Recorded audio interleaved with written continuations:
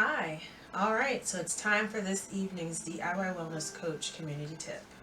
So, today, if you saw in the discussion forum, I actually posted a question, and the question was looking at self esteem, and we're asking what came first, the chicken or the egg? So, what causes self esteem? Is self esteem actually motivated by the success that you have, or is the success that you have the cause of high self esteem? All right, so to start this off, I revert to the book and just a couple of points to make about human nature is just that if you look at across nature and species, one of the things that divides us, or the main thing that divides us, is consciousness. So, our ability to have self awareness, it's a gift, and obviously within that gift, we have the ability to choose what we like and dislike about ourselves. And that's key because what we decide that we like and dislike really refines and creates who we are. It is actually something that connects directly to who we are, how we show up in the world, and who we want people to see us as. So, our self esteem gets tied directly into that identity. And so, when you're dealing with self esteem, it's really key to understand the importance of having a good set foundation for your self esteem. And with that being said, I'm not sure that most people even are aware of it, but self esteem is actually firmed and shored up for a human being around the age 3 and 4.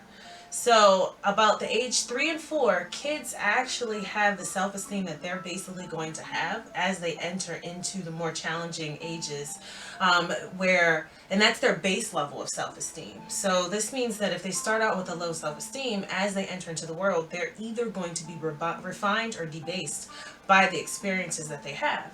So it's just understanding that if you look back into your own childhood, how do you feel like at the once you became aware of yourself, what was your self-esteem like? Were you high in self-esteem? When you were around crowds, were you shy? All of those things come into play into who you are today and why you might be experiencing some challenges with your self-esteem. And it might be also why it's hard for you to divide and delineate and separate yourself from things that have happened in the past up until things that occur to today. So it's really key to really understand what kinds of things come into play when it comes to your self-esteem.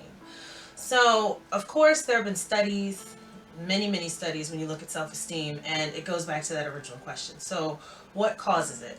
So, I asked you guys today to tell me, what do you feel like? Does success actually create your high self-esteem, or does the high self-esteem motivate success? And which one do you feel like comes first? Well, hopefully, if you've thought about it, you've been able to kind of look at it like it's really hard to separate the two. It is a question because sometimes when you're successful, let's say if you're really good at a sport and you score a goal, or if you're really good in school and you get an A or you pass an exam, or if you do extremely well at work and you get a promotion, all of those things actually will make you feel more confident about yourself. It will make you feel as though you have the ability to do more. And so you might then stick your neck out and try more. But as you do that, of course, different experiences will raise and take away your self esteem. But what actually made you decide up front that you wanted to try out for that sport? Or you wanted to try for doing some activity that you've never done before, knowing that you could fail?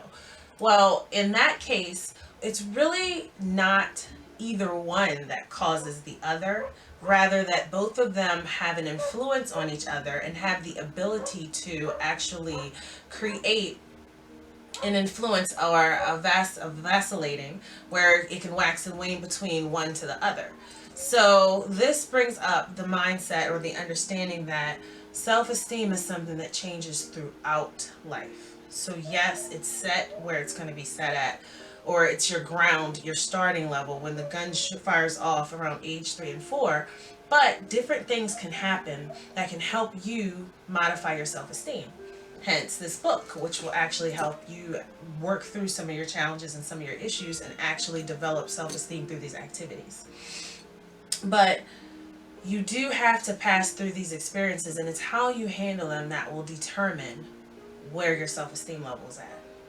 Now, one key thing that this book states is that, and it's one thing we all know, self-esteem is truthfully predicated off of your own thoughts.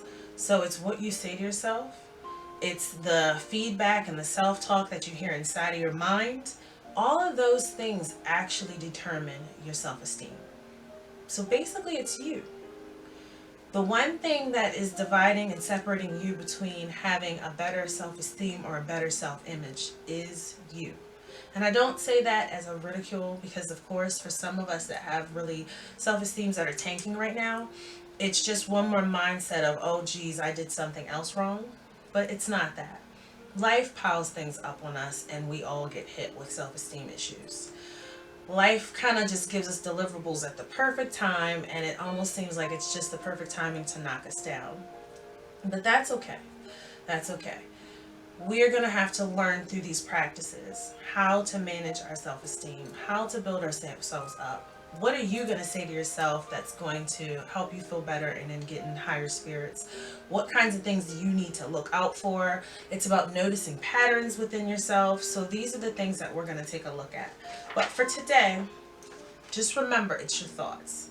So I want you to think about what types of thoughts you keep.